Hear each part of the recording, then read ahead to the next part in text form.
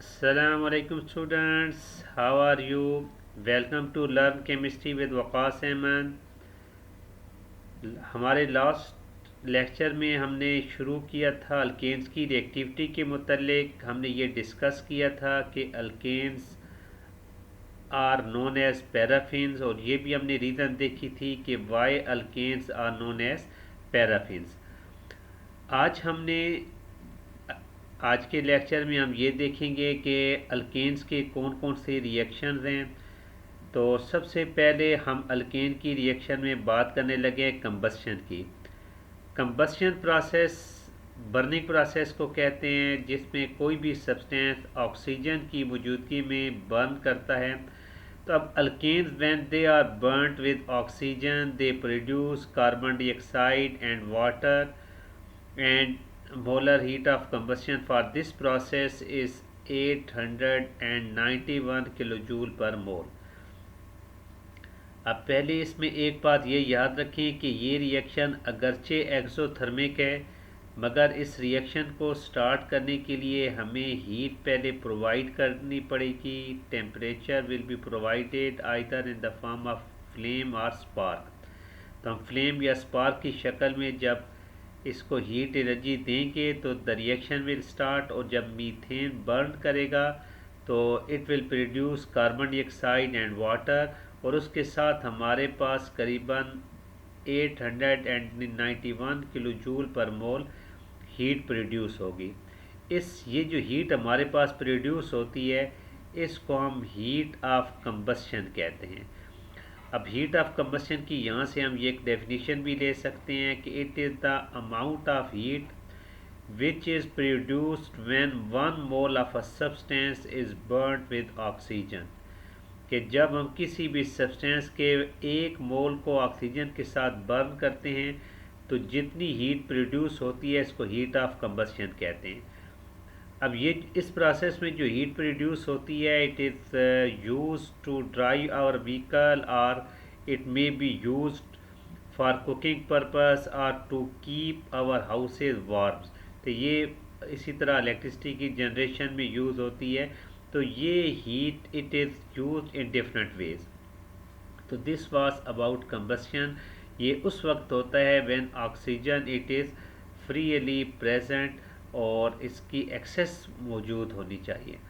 अब अगर आपका ऑक्सीजन जो है वो एक्सेस में नहीं है, तो फिर ऑक्सीजन जब हम मीथेन को जलाएंगे तो instead of producing carbon dioxide it produces carbon monoxide, और उसके साथ कार्बन ब्लैक बनेगा।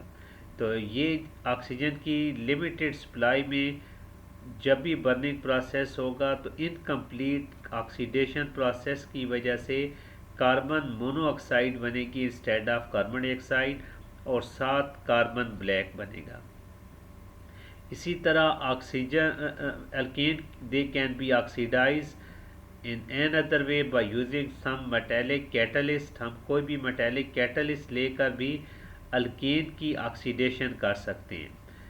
तो अब जैसे यहाँ अगर आपको मीथेन की हमने एग्जांपल से इसको वाज़ह किया है। मीथेन की जब हम ऑक्सीडेशन करते हैं in the presence of copper at a temperature of 400 centigrade and at a pressure of 200 atm, तो हमारे पास फर्स्ट स्टेप में मेथल अल्कोहल और मेथनॉल बनता है।